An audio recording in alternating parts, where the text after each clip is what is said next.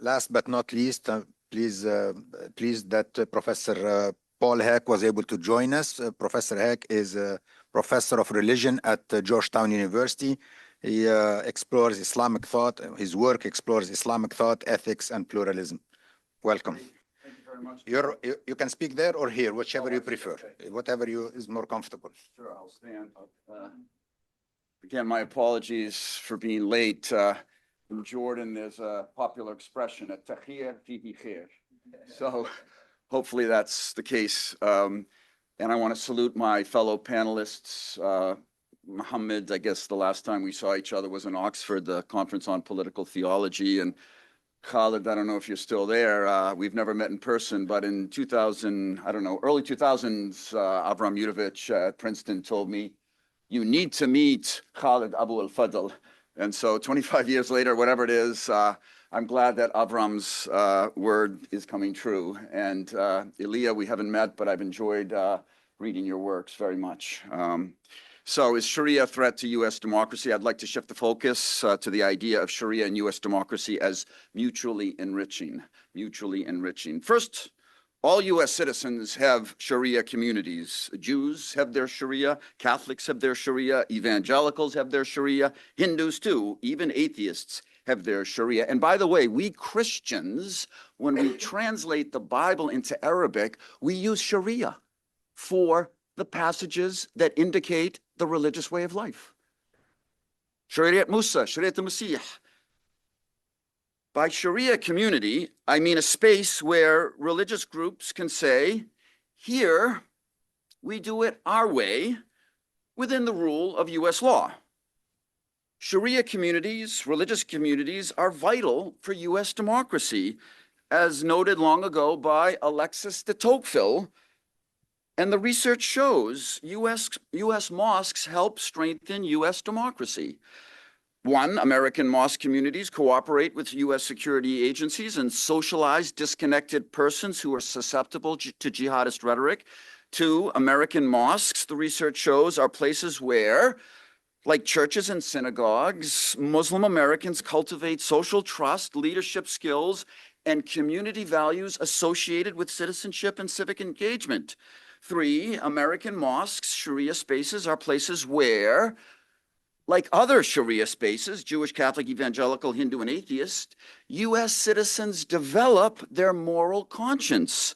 And US democracy cannot last, cannot flourish without US citizens with a developed moral conscience. So by Tocqueville's logic, Sharia helps hold US democracy together. One example of this in my personal memory is the way Muslim Americans responded to 9/11. The terrorist perpetrators, they wanted to make it seem Islam and America are enemies. Quran and flag are somehow at odds. At first, it seemed to work. America's mosques came under intense surveillance. But then many Muslim Americans rose to the occasion. They turned to the American Constitution and American law to defend one of our most cherished democratic values, civil rights. So ironically, one upshot of 9/11 is that it showed how committed Muslim Americans are to US-style democracy. Muslim Americans know US democracy is good for them. They vote with roughly the same percentages as other communities. But, and this is the key point I want to make, democracy is not reducible to electoral procedures. For democracy to flourish, it needs a robust moral life, allowing me to trust you because I know you two are committed to the good. But it is not the state that has the role of shaping our morals. It is our nation's varied Sharia communities that have that role. And so when it comes to securing the place of Muslims in American democracy, we have to look beyond the rhetoric of Islamophobia and even beyond that of First Amendment rights. We have to consider how Sharia, the Muslim way of life, contributes to US democracy, and thus that it is through Sharia that Muslims express a mature love for their American nation. Let me digress for a moment by referring to my own Sharia community. Perhaps you've heard of the Little Sisters of the Poor, a group of consecrated Catholic sisters. For 10 years, several states have tried to force them against church teachings, against their conscience, to provide contraception coverage. This case against the Little Sisters recalls the anti-Sharia laws that states are currently enacting. How to explain it? Fear of Catholicism still after all these years? Collateral damage in current battles over the meaning of the First Amendment? The truth of the matter is much stranger. The modern state, not only the American one, the modern state, but including the American one, is a system that seeks to claim total sovereignty over its territories and total sovereignty over the souls of its citizens. How does the modern state do this? It does this by demanding that citizens choose between their loyalty to the state and their loyalty to God. In short, it asks us, Catholics, Muslims, others, to worship the state as our mortal deity. We can only be loyal citizens, according to this logic, if we hide our religious devotions. How then to express a mature love for our nation, but also make clear that our nation is not our God, as if a worldly deity? The idea that you have to dress a certain way, think a certain way, and if you do not, you're un-American, is a long-standing feature of the American story. And Muslims are the latest chapter. They're a convenient target. How are they to respond? How to worship God without being tagged as un-American? How to love America with a mature love as a Muslim. It's right to call out Islamophobia, just as it's right to call out fear of Catholicism and fear of evangelicals and fear of Judaism. It's also right to speak of our First Amendment rights to worship God according to our conscience, freely, apart from the state. But it's not enough. Pointing out phobias and failures to appreciate that the First Amendment applies to all is crucial, but it's not enough. Our shared liberty only isolates us and makes us more vulnerable if it's not accompanied by a sense that your moral circle is not separate from my moral circle.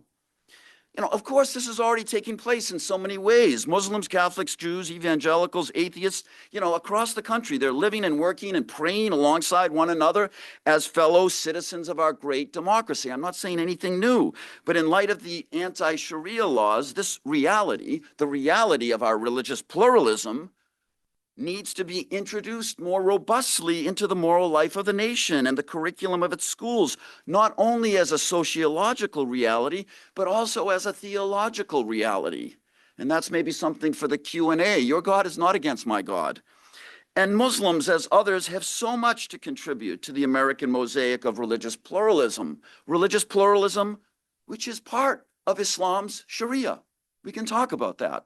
What is needed is a vision of religious pluralism, not as moral relativism, which is often how it's parsed in public rhetoric, but religious pluralism as the way we recognize each other, not only as fellow citizens with rights that protect us from one another, but more profoundly, more urgently, as fellow moral creatures bound together through deep moral bonds.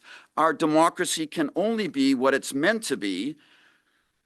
Our democracy can only be what it's meant to be when our moral gaze is as attuned to the religious other as it is to members of one's own religious community. In that sense, Islam, Sharia, has something our democracy needs in order to flourish.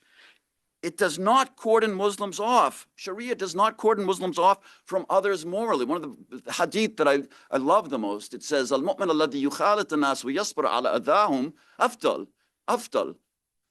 Right? I mean, so Sharia does not cordon Muslims off from others morally, but calls them to bring their moral convictions into the public life of the nation for the good of all. How is Sharia a way for Muslim Americans to express a mature love for our great democracy, as church teaching has been a way for us Catholics to do the same?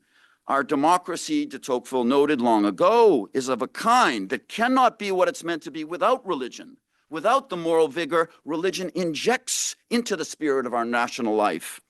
One last point, it's also worth mentioning the history of Christian-Muslim relations over 1,500 years, which I've studied in great detail. The case we're discussing today has to be considered as a chapter within that larger history. That history, I've concluded after 30 years of studying in it, that history can be characterized as one of ambivalence. It can range from cross-religious solidarity to cross-religious suspicion to conversion competition.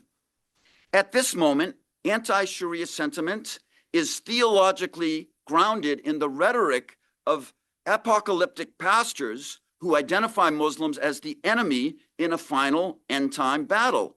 However, this ambivalence that's characteristic of Christian-Muslim relations, to speak in Sharia language, this ambivalence means we have options, we have khiyarat. So how do these two great communities, Christians and Muslims, want to view one another going forward? Muhammad kind of referenced some of that history. How do we want to view one another going forward? And so just to know our options, we need to do more to encounter one another as fellow creatures beyond the day's politics. So to conclude, yes, to reverse the politics of fear, we need to do more to affirm the truths of religious pluralism we need to do more to affirm the truths of religious pluralism as the work of we, the people. Thank you very much.